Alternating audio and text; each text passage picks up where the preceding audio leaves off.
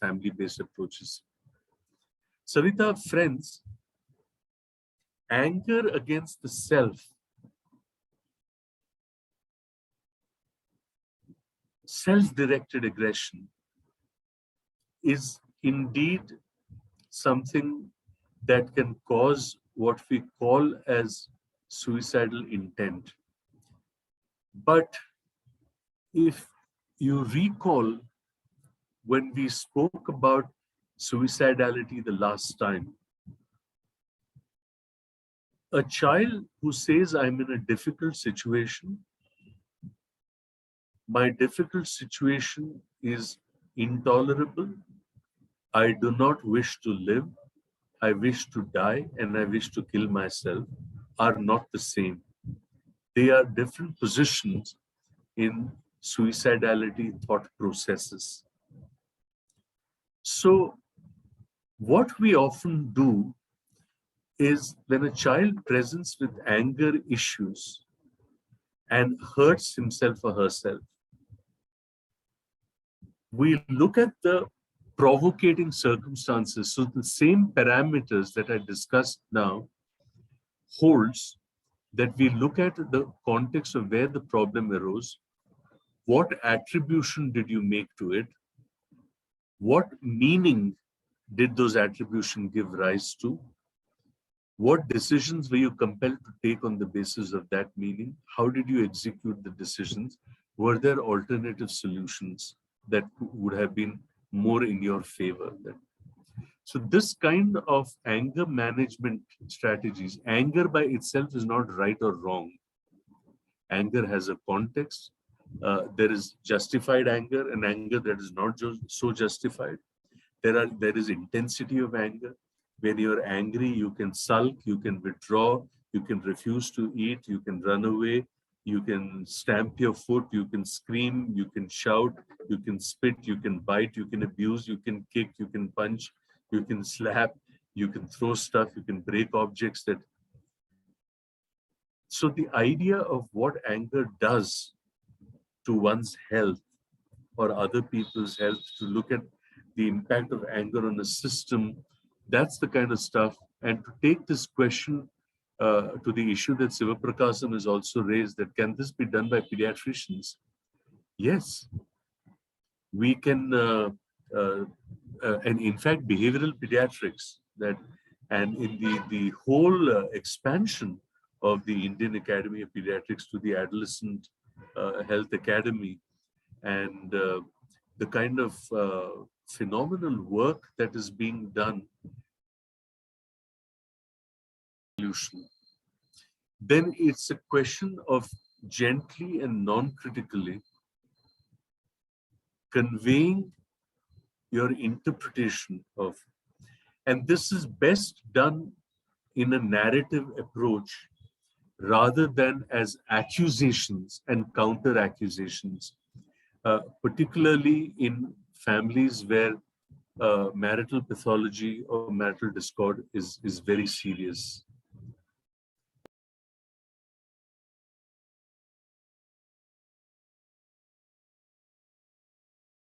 With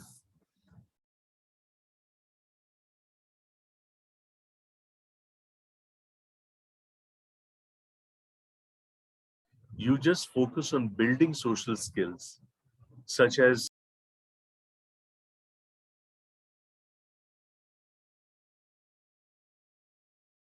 did those attributions give rise to, what decisions were you compelled to take on the basis of that meaning, how did you execute the decisions, were there alternative solutions that would have been more in your favor? So this kind of anger management strategies, anger by itself is not right or wrong.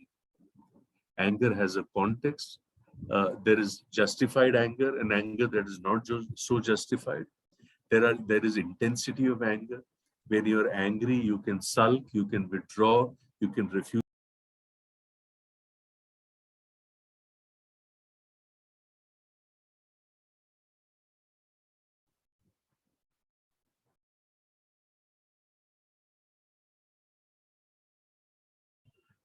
Such as an accusation by a process of osmosis and permeation that it spreads to are not familiar with what gaslighting actually means. Uh, Gaslighting, friends, it's a kind of a phenomena in which there is manipulation by psychological means by which people begin to doubt their own.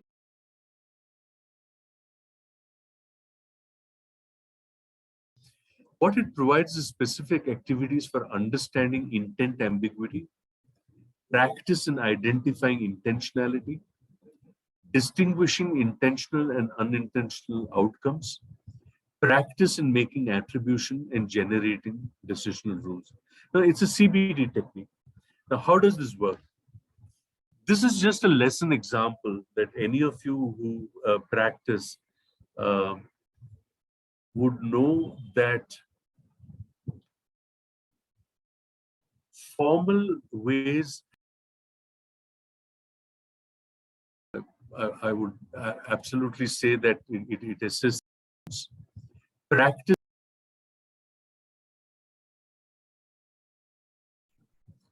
you do a sources, complexity of situations, and theory. So I will put that on chat as well. Now, finally,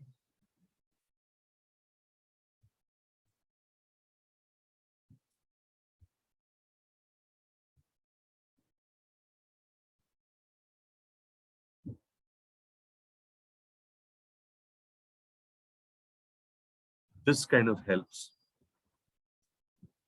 In those children who have ADHD, severe ADHD and aggression in the context of ADHD, the significant behavioral effects of treatment of ADHD-related aggression, and that these effects are independent from but similar in magnitude to their effects on the core symptoms of ADHD. So stimulants, particularly methylphenidate and atomoxetine, can be used.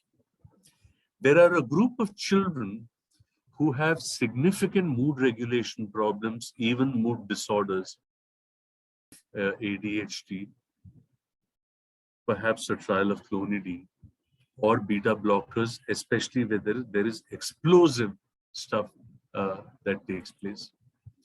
So this is the kind of stuff that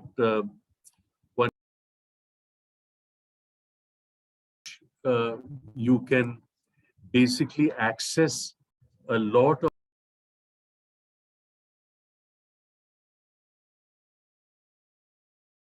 an inappropriate physical aggression. So that's what this book is about. You did that on purpose. So do have a look at it, and do have a look at our website. And if you look at the training and intervention judgments about attributions, and then you give a child a kind of a homework log to watch either some clips that you've given or some kind of stories, and then the child works on the homework log to really look at a whole set of attributions. Then you take a whole set of pictures, and you can download pictures from various common media sources. And in this picture identification, we go through facial and emotional identification, because there are no verbal cues here. They are only pictures. And the kid is asked to identify the emotion and then also tell you how did the kid detect the emotion of anger, and therefore any possible intent of how the person may have acted on that anger. Going ahead, you start going into feelings. And can feelings interfere with intent detection? So what this means is you can do that through sentence completion tasks, or you can do that through pictures and say, if this child, or if you're feeling angry, what intent would you detect? If you're feeling disgusted, what intent would you detect? If you're feeling fearful, what intent would you detect? And you allow them to do the same kind of stuff as homework assignments. Then you increase the complexity of situations and start giving ambiguous situations. And you explore as how the child interprets them. And then you review the whole thing. You give them stories which are half stories, but ask them to complete these stories. These are completed stories. These are half complete stories. Now, ambiguous situations do not fit into any category, either of intent, no intent, complexity, feelings, and so on. So, many events are controllable, many events are not controllable. If you contrast controllable and uncontrollable situations and then analyze story endings, how do you then detect similarities and differences in different situations? And then you can role play them in. And through those role play, you come into actions when responding to ambiguous situations, brainstorm on decisions of how one makes, practice questioning skills, and then you review your concepts presented here. And and to make it even more fun, you can even certify the kind of program that the child engages into.